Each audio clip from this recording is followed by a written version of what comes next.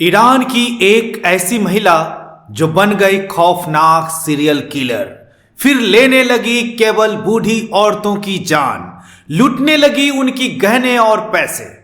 आखिर ये घटना कब की है, वो महिला कौन थी और ईरान की गलियों में क्यों फैला चुकी थी खौफ और आतंक का वो सनसनीखेज।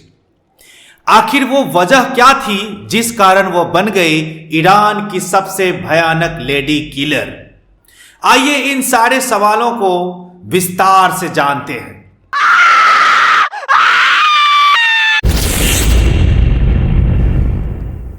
नमस्कार, प्रणाम, आदाब, सत श्री अकाल, अस्सलाम वालेकुम। मैं आपका दोस्त हरी सिंह आप लोगों का अपने चैनल क्राइम रिकॉर्ड में बहुत बहुत स्वागत करता हूं।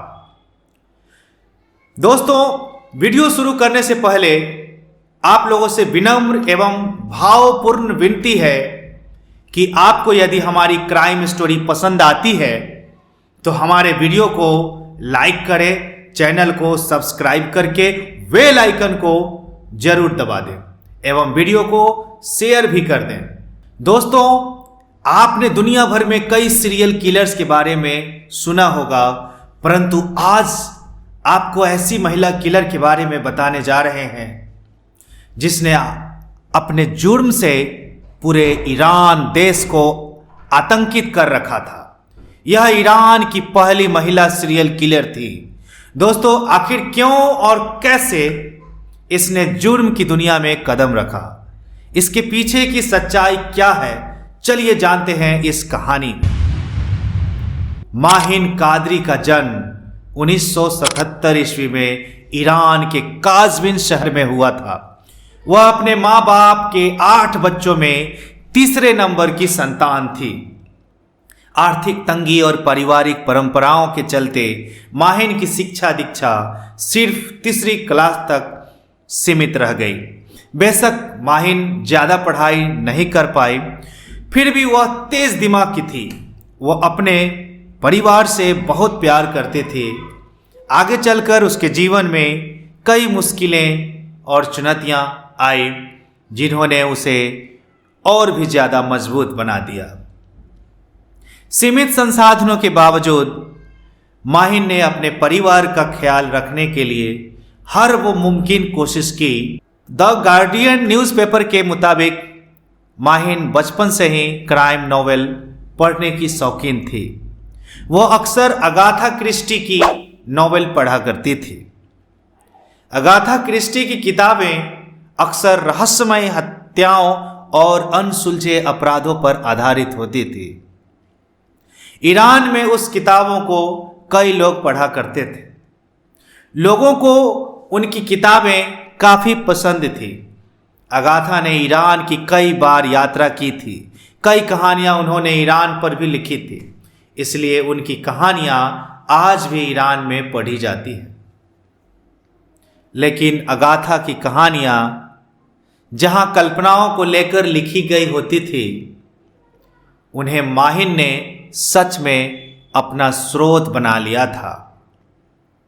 यानी उन कहानियों का कहीं न कहीं माहिन के दिमाग पर गहरा असर पड़ा था। वह उन्हें सच मानती थी। वह इन कहानियों को बहुत ही ध्यान से पढ़ती थी, लेकिन किसे पता था कि वो इन कहानियों को अपने खौफनाक इरादों के लिए इस्तेमाल करेगी। दोस्तों, माहिन की शादी महज 14 वर्ष की उम्र में कर दी गई थी। उस समय वह सिर्फ एक नादान लड़की थी जिसने अपने नए जीवन के सपने सजाए थे, लेकिन आगे चलकर उनका जीवन और भी ज़्यादा जटिल होती चली गई। वो इन सब से अनजान थी। माहिन की शादी के उपरांत कुछ दिनों तक उसके अपने ससुराल वालों के साथ बहुत अच्छे संबंध थे। सब कुछ अच्छा चल रहा था, लेकिन उसकी एक बहुत बड़ी आदत थी उसे फिजूल चीज़ों पर पैसे उड़ाने का। लेकिन पैसे न होने के कारण वो इस तरह के शौक को पूरा करने के लिए अक्सर अपने रिश्तेदारों से, अपने दोस्तों से उधार लेती और कर्ज में डूबती चली जा रही थी। शुरुआती दिनों में ससुराल वालों ने उनकी इन आदतों को नज़रअंदाज किया।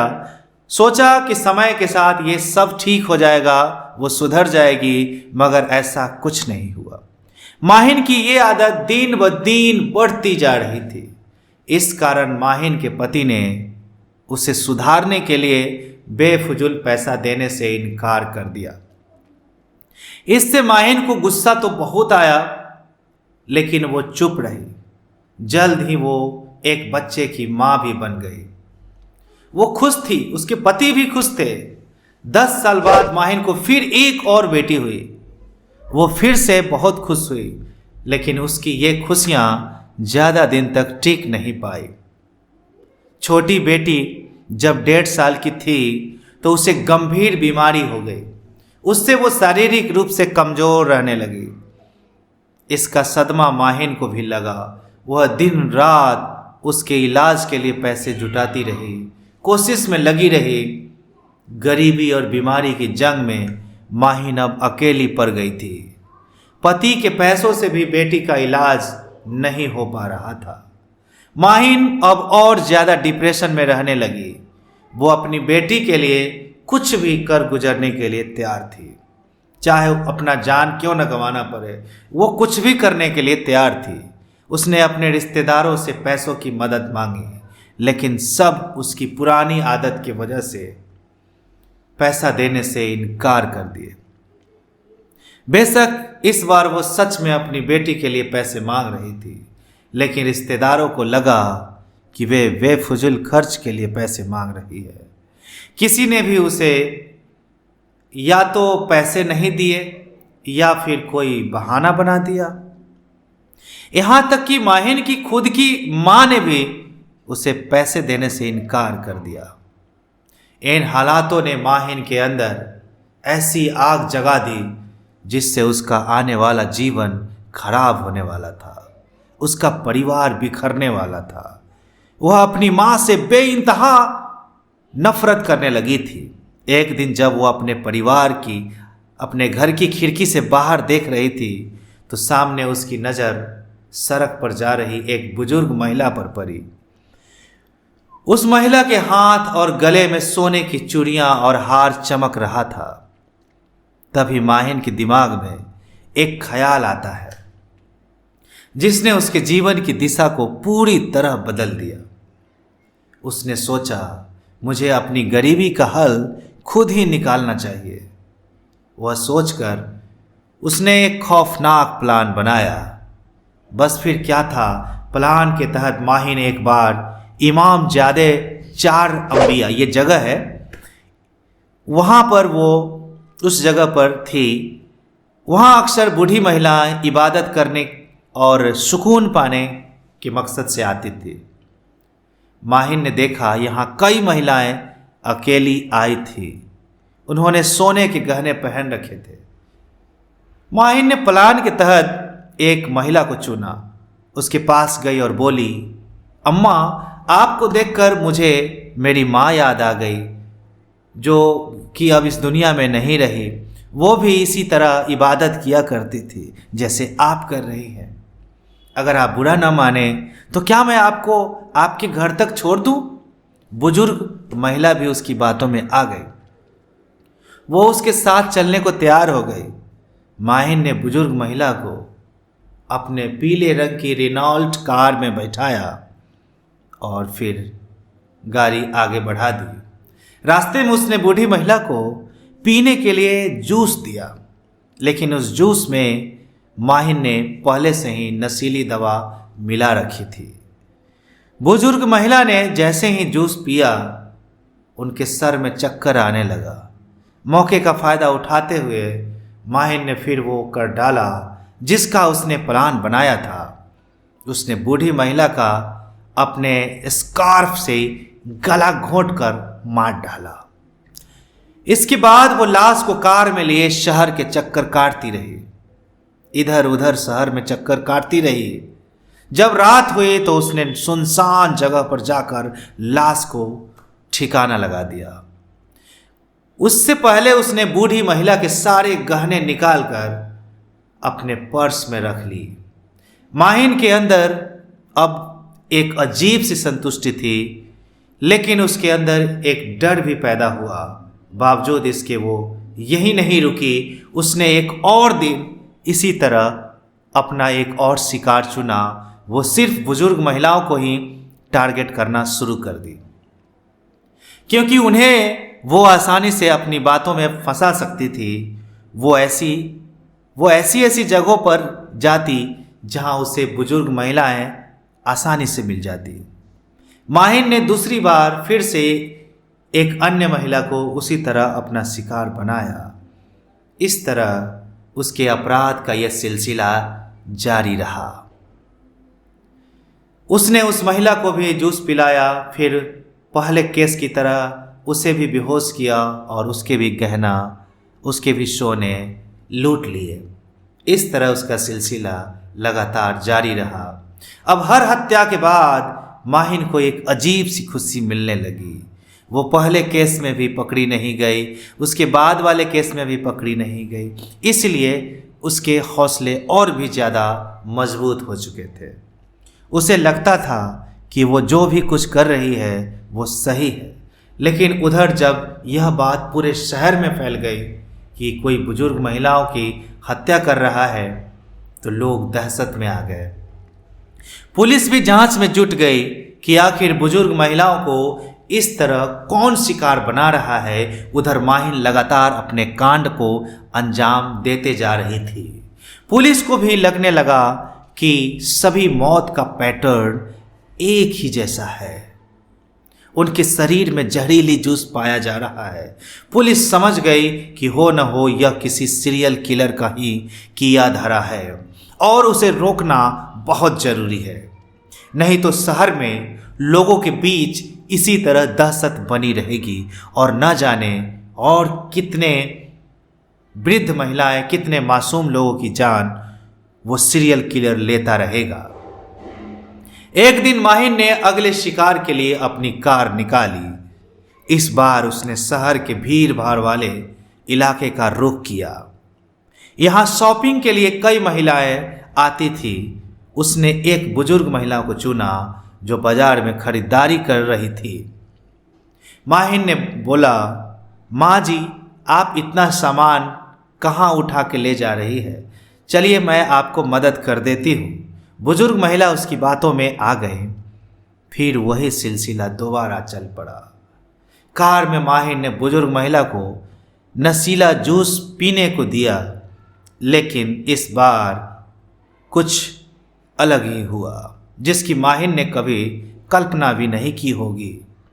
बुजुर्ग महिला ने जूस पीने से साफ मना कर दिया। महिला ने देखा कि माहिन गलत दिशा में गाड़ी चला रही थी, इसलिए बुजुर्ग महिला को शक हुआ। उन्होंने कार से उतरने का फैसला किया। बोली कि मुझे यहीं उतार दो।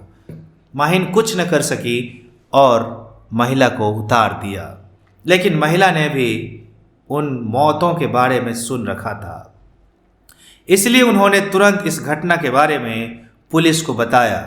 पुलिस ने महिला द्वारा बताई गई सभी बातों को ध्यान में रखते हुए पीले रंग की रिनॉल्ट कारों की जांच शुरू कर दी। कुल 27,000 कारों की जांच की गई। कुछ दिनों बाद उसी बुजुर्ग महिला ने उस कार को दोबारा देखा और उसका नंबर नोट कर लिया। फिर पुलिस को बताया। पुलिस ने भी फिर 109 दिनों बाद माहिन और उसके पति को गिरफ्तार कर लिया। पुलिस ने उनके घर वो अखबार भी बरामद किए जिनमें माहिन के अपराधों का जिक्र था। इसके अलावा उन्हें सीरियल किलर पर लिखी कई किताबें भी उसके घर से बरामद हुई। माहिन और उसके पति को पूछताछ के लिए लाया गया, जहां पुलिस अधिकारियों ने उन दोनों से पूछताछ की। इस दौरान माहिन ने बार बार अपनी बेटी की बीमारी की दुहाई दी, जो कि अब 7 साल की हो चुकी थी। रात भर पूछताछ के बाद 27 मई 2009 की सुबह माहिन ने अपना जुर्म कबूल किया। उसने कहा, इन सब के लिए मेरी माँ जिम्मेदार है। उसने मेरी बेटी के इलाज के लिए मदद नहीं की। तभी से मैं इस तरह की औरतों को अपना निशाना बनाने लगी, जिनकी उम्र मेरी माँ की उम्र की होती है या मेरी माँ की उम्र से मेल खाती थी। माही के पति के खिलाफ ऐसा कोई सबूत नहीं मिला, जिसके वजह से माही के पति को बाइज्जत रिहा कर दिया गया, इसलिए उसे छोड़ दिया गया। जबकि माहिन पर 6 बुजुर्ग महिलाओं की हत्या का आरोप लगा था। माहिन को दोषी करार देते हुए उन्हें मौत की सजा सुनाई गई। इसके अलावा उसे 6 बार चोरी का भी आरोपी ठहराया गया, जिसके लिए उसे 24 महीने जेल और 74 कोड़े मारने की सजा मिली। यह सुनकर माहिन की आंखें भर आए, लेकिन उसने इस पर कुछ नहीं कहा। उसे जेल भेज दिया गया। यहाँ भी कोई कैदी उससे बात नहीं करता था, क्योंकि उसके कांड से सभी वाकिफ थे। इसके बाद 20 दिसंबर 2010 को उसे फांसी की सज़ा दी गई और माहिन हमेशा हमेशा के लिए ये दुनिया छोड़कर चली गई। दोस्तों, इस कहानी से हमें बहुत कुछ सीखने की आवश्यकता है कि हमें सतर्क रहना चाहिए। हमें अनजान लोगों पे बिल्कुल विश्वास नहीं करना चाहिए। खासकर तो हमें अनजान लोगों की गाड़ियों में कभी बैठना ही नहीं चाहिए। दोस्तों, अगर आप चाहते हैं कि आपको भी अपने परिवार का ध्यान रखना चाहिए और हमारे देश के लोग सुरक्षित रहे, तो आप हमारे इस वीडियो को लाइक कर दें। लाइक करने से ये वीडियो और दूर दूर तक जाएगी और बहुत सारे लोग जागरूक हो पाएंगे और अपने परिवार को जागरूक करेंगे, उन्हें सेव करके उन्हें बचा के रख सकते हैं। तो हम आप सभी लोगों का सेहत चाहते हैं, आप सभी लोगों का खिदमत चाहते हैं, इसलिए मैं हमेशा ये वीडियो बनाता हूँ। अगर आपको हमारे ये वीडियो देखने का अगर आपको फ़ायदा मिला हो, कुछ सीखने को मिला हो, तो आप वीडियो को लाइक करके चैनल को ज़रूर सब्सक्राइब कर दें और अपने दोस्तों तक इसे शेयर भी कर दें। दोस्तों, हम फिर कल आपसे मिलेंगे अपराध की एक नई कहानी के साथ अपने चैनल क्राइम रिकॉर्ड पे। तब तक के लिए आपसे लेते हैं विदा। जय हिंद।